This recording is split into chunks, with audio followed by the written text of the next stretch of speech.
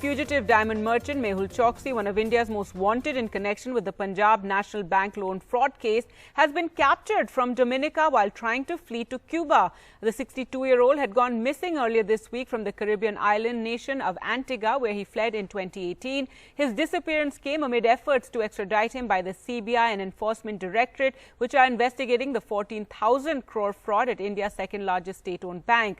Sources say Mehul Choksi had reached Dominica, a tiny island nation in the Caribbean, by boat with a lookout circular issued against him. He was then caught by the local police and is currently in their custody.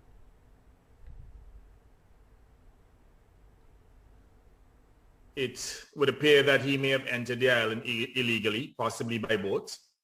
So the Dominican government is cooperating with the Antiguan and Indian governments. Mr. Choksi will be deported from Dominica. However, we have requested Prime Minister Skerritt and law enforcement in Dominica not to return him to Antigua, where he has legal and constitutional protection as a citizen.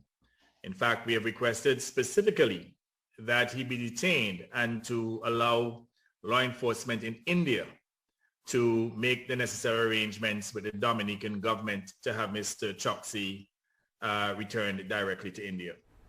Well, let's go across to Neeta now for more. So, Neeta, that's a very interesting development. On one hand, of course, the dramatic arrest in Dominica of Mehul Choksi, but now Antigua saying they're not going to ask for his return to Antigua. In fact, ask Indian authorities to directly extradite him from the Dominica island.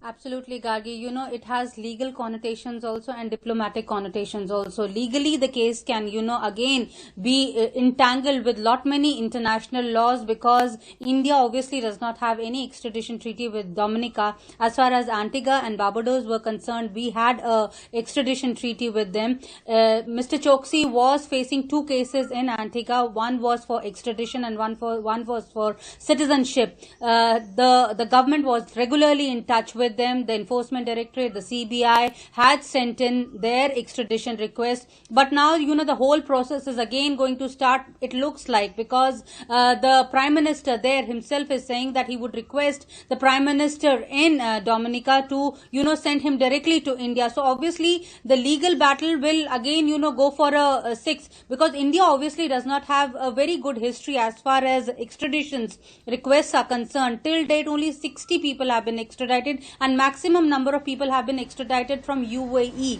As far as US is concerned, only 9 have been extradited so far. So obviously it is going to take a interesting turn. And even last year, Gargi, in 2020, in fact, the Ministry of External Affairs had given a detailed reply in the Parliament of India, in which they had said that as of now, from 2015 onwards, 72 people have been booked are booked for considerable amount of proceeds of crime, are involved in respective cases, who are settled abroad. And as far as extraditions are concerned, the MEA had said efforts are being made proactively for securing presence of these accused in the country by the way of issuance of LOC, RSCN extradition request. But still nothing has been materialized. So obviously it's going to be a long haul, but India could obviously make efforts diplomatically. We have got a new CBI director, Mr. Jaiswal, who has worked